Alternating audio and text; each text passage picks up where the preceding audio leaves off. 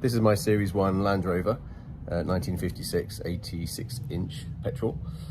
It's had the dreaded tick-tick noise coming from the SU pump for a while, and then nothing. So the engine would stop, so I give it a tap, and then it would start again, which is great until it completely conks out. So a few things it could be.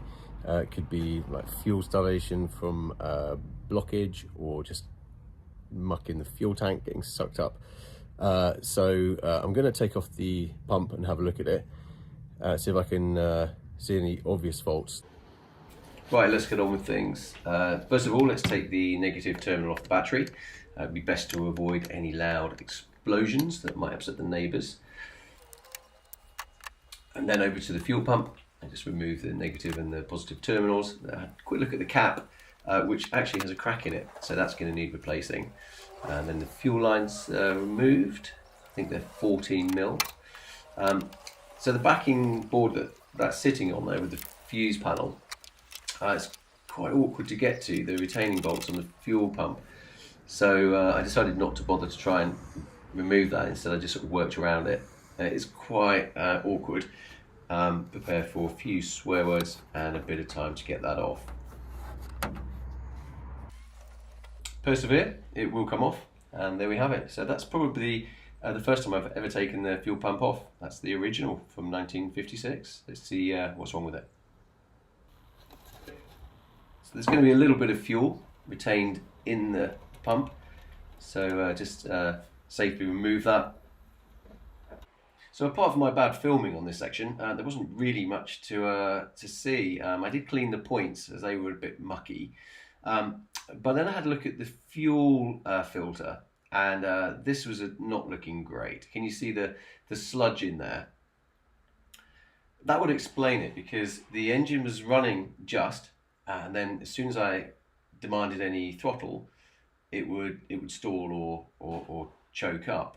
So I removed the filter, and as you can see, it is pretty gunky.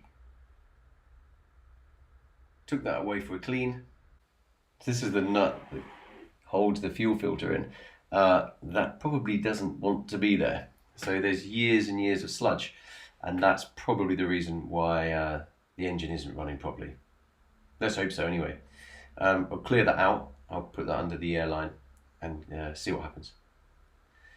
Reassembly is pretty straightforward. Make sure that's nice and tight.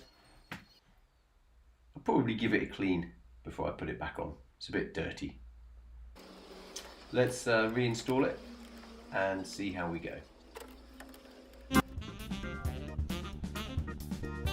I made a bit of a schoolboy error here. Can you see I've rotated the body of the fuel pump anti-clockwise, which has meant that the earth screw is a little bit harder to get to than what it should be. Never mind. Right, fingers crossed. Let's start it and see what happens.